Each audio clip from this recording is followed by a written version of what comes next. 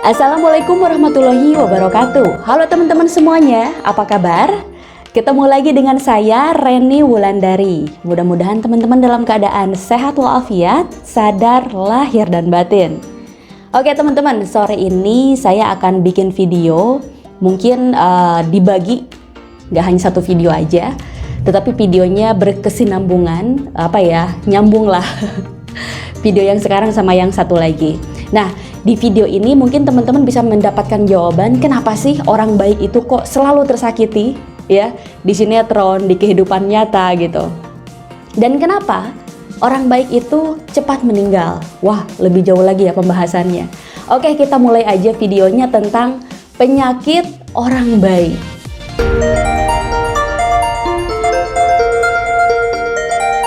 Teman-teman, penyakit orang baik ini banyak, tapi saya jabarkan di video itu menjadi 6. Ada 6 penyakit yang diderita oleh orang-orang baik gitu. Tapi saya bagi-bagi biar waktunya nggak terlalu panjang. Yang pertama adalah penyakit nggak enakan, teman-teman. Saya dulu nggak enakannya tuh luar biasa. Jadi dulu itu, misalkan nih ada orang pinjam uang ke saya bukan memang dalam hati itu emang ikhlas atau ridho atau memang karena saya orang baik mau meminjamkan. Tapi karena saya nggak enak, saya pinjamkan gitu. Sampai saya itu sering banget membantu teman-teman atau meminjamkan uang lah misalkan. Uangnya itu bukan uang saya, tapi uang dari perusahaan tempat saya bekerja. Akhirnya ya seperti biasalah ya, orang kan kurang bertanggung jawab gitu. Tidak sesuai dengan alasan beliau pertama meminjam, akhirnya nggak dibalikin. Saya akhirnya kena masalah yang cukup besar gitu. Saya harus mengembalikan uang tersebut. Kemudian banyak banget tuh kejadian-kejadian karena nggak enakan, misalkan mau beli barang tapi nggak enak sama tetangga kan kurang mampu gitu. Atau misalkan kita mau mengutarakan pendapat karena kita nggak enak, akhirnya kita tidak mengutarakan pendapat-pendapat kita. Kita tidak memperlihatkan bakat-bakat kita karena nggak enak, takut mereka tersinggung. Bahkan nih orang-orang baik seperti ini teman-teman, mereka mau nagih utang aja mereka ngerasa nggak enak. Takut orangnya tersinggung, takut orangnya marah, takut menimbulkan perselisihan gitu, padahal itu sudah haknya. Nah, ini salah satu penyebab ya ketidakbahagiaan orang-orang baik yang akhirnya menjadi penyakit fisik, penyakit mental gitu ya, yang akhirnya mungkin karena mulutnya nggak berani berbicara, tetapi di sini yang selalu berbicara, yang akhirnya menjadi overthinking, kecemasan berlebihan. Teman-teman sendiri pasti ngerasa gimana lelahnya menjadi orang yang gak enakan. Beneran gak enakan gitu, sama orang itu bener-bener gak enak, takut menyinggung dan sebagainya. Teman-teman harus sadar bahwa orang yang gak enakan itu adalah orang yang paling sadis kepada dirinya sendiri. Kalau versi saya, dia bisa berbaik hati sama orang lain, tapi dia bisa kejam dan bisa keras sama dirinya sendiri. Dia bisa mengorbankan kebahagiaannya, kebutuhannya, kepentingannya hanya untuk kebutuhan orang lain. Padahal orang lain juga belum tentu hal tersebut adalah kebutuhan primer gitu. Mungkin aja kebutuhan-kebutuhan yang belum begitu mendesak. Tetapi orang baik ini karena nggak enakan, dia bisa mengorbankan hal-hal primer dalam kehidupannya. Yang akhirnya teman-teman ya dia banyak menderita. Tetapi tidak diketahui sama orang banyak karena dia menderita dalam diam. Nah, gimana sih biar penyakit nggak enakan ini, biar penyakit dimana orang dapat enaknya, kita malah yang gak enaknya gitu sebenarnya. Gimana biar kita itu berhenti, tidak bersikap merasa gak enakan yang berlebihan. Karena sebetulnya gak enakan juga baik ya. Tetapi yang kita maksud di sini di video ini adalah gak enakan yang tidak baik. Gimana? Yang pertama teman-teman itu udah mulai harus tegas sama diri sendiri. Karena teman-teman, ketika kita sudah mulai berani tegas sama diri sendiri, kita juga sudah mulai berani membatasi agar orang-orang itu tidak semena-mena sama kita. Saya itu punya orang yang saya kenal ya, sahabat. Dia itu sampai punya cadangan teman-teman. Jadi kalau dia suatu saat kena masalah keuangan lah atau masalah apapun gitu, dia punya orang yang bisa dia manfaatkan. Jadi dia bilang sendiri gitu bahwa gampang ada si Anu, karena dia itu orangnya nggak enakan. Jadi saya bisa meminta tolong apapun sama dia dan dia nggak akan nolak. Bayangin teman-teman, ternyata sikap nggak enakan kita itu dimanfaatkan oleh orang-orang yang tidak bertanggung jawab. Nah makanya dengan kita mulai mengurangi sikap nggak enakan ini, kita akan membatasi orang untuk tidak semena-mena sama kita.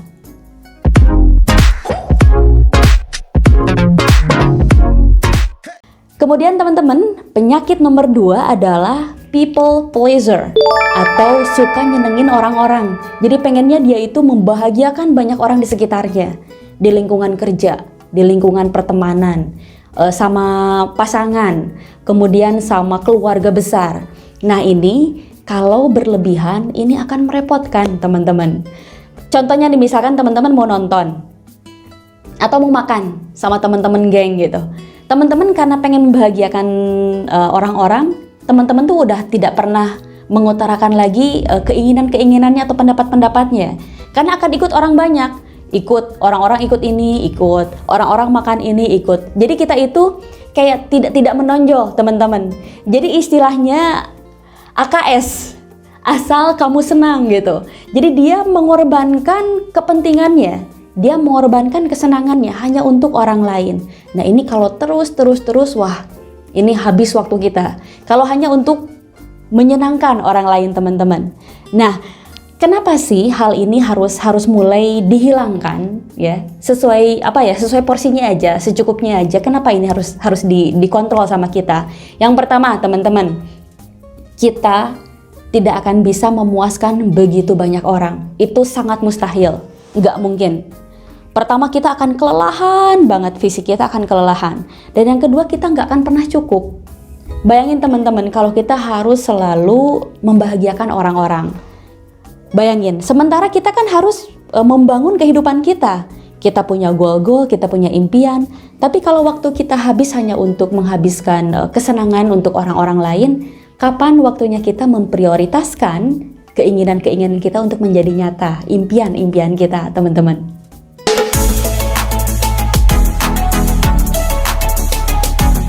Biasanya orang-orang yang AKS, asal kalian senang, itu orang yang mudah banget selalu available ketika dibutuhkan orang lain. Telepon untuk curhat sampai tengah malam sementara kita lagi ngantuk, besok banyak kerjaan. Uang tinggal sedikit lagi di akhir bulan, tiba-tiba ada teman pinjam uang, kita ngasih gitu dengan riang gembira, padahal kita kesusahan, yang akhirnya kita pinjam lagi ke orang lain untuk memenuhi kebutuhan kita. Itu biasanya teman-teman, orang-orang seperti ini kan available untuk orang-orang lain, tetapi dia tidak available untuk kehidupan dia, membereskan kehidupannya masing-masing, teman-teman. Nah ini, kalau teman-teman terus lakuin hal-hal seperti ini, itu teman-teman akan capek banget dan akhirnya teman-teman akan berakhir dengan kekecewaan. Maksudnya gimana? Misalkan nih teman-teman begitu banyak memberikan kebaikan-kebaikan sama orang. Itu pasti ada sisi pamrih yang kita pengen, loh, kok di saat aku butuh gak ada satupun. Nah muncul kecewa kan. Di saat aku lagi banyak masalah, kok kayak gak ada yang peduli sama aku. Padahal aku tuh selalu ada untuk orang-orang. Tapi dikala butuh orang, aku merasa sendirian. Nah ini yang akhirnya muncul banyak kekecewaan. Karena secara tidak langsung alam bawah sadar itu, teman-teman meminta feedback, minta agar suatu saat ketika aku pun ada masalah, aku pun butuh seseorang, aku butuh banyak orang-orang untuk membantu, dia mengharapkan refleks sama baiknya seperti apa yang dia lakukan ke orang-orang.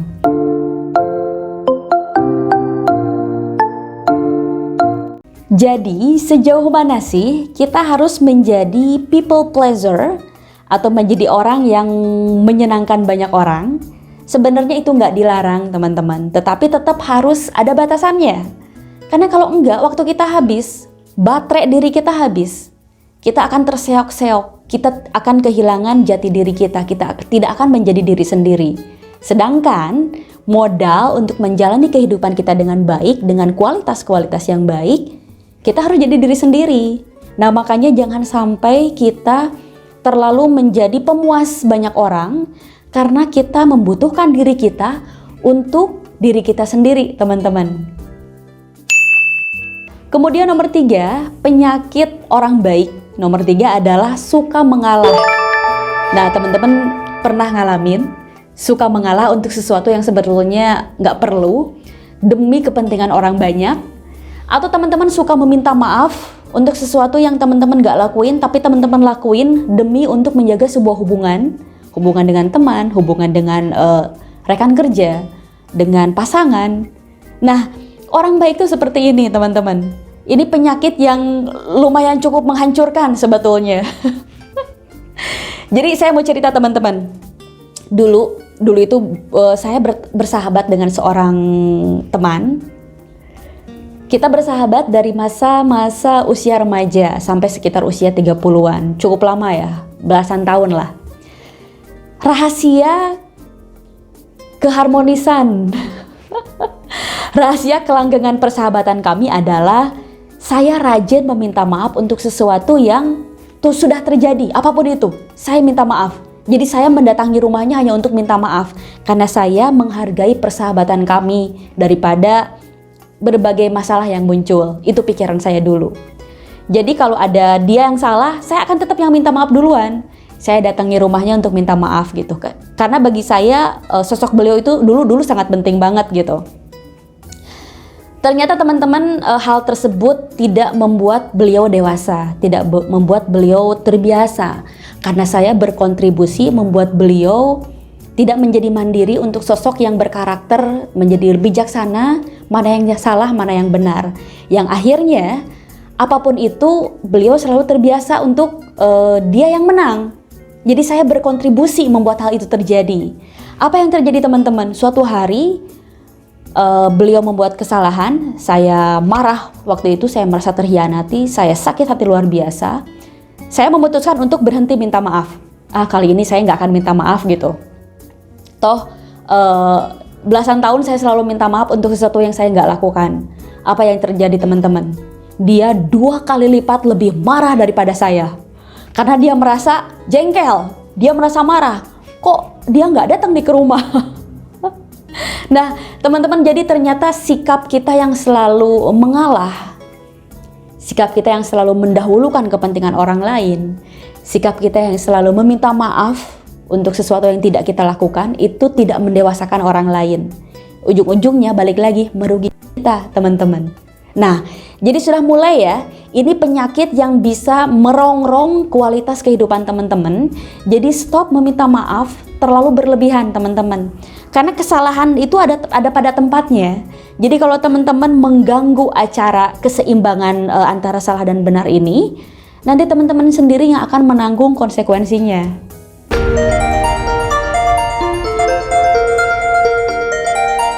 Nah, teman-teman, di video ini saya sampaikan 3 dulu penyakit yang diderita oleh orang-orang baik. Mudah-mudahan teman-teman bisa sadar bahwa kita ini punya hak atas pikiran kita, perasaan kita, dan diri kita. Jadi teman-teman, mudah-mudahan teman-teman juga lebih sadar lagi bahwa masalah orang lain, persoalan orang lain itu bukan tanggung jawabnya kita. Jadi bijaklah dalam memberikan kontribusi. Baik, sampai jumpa di video berikutnya. Saya akan bikin video selanjutnya tentang masalah-masalah atau penyakit-penyakit orang baik di versi yang selanjutnya. Sampai ketemu di video selanjutnya. Bye-bye.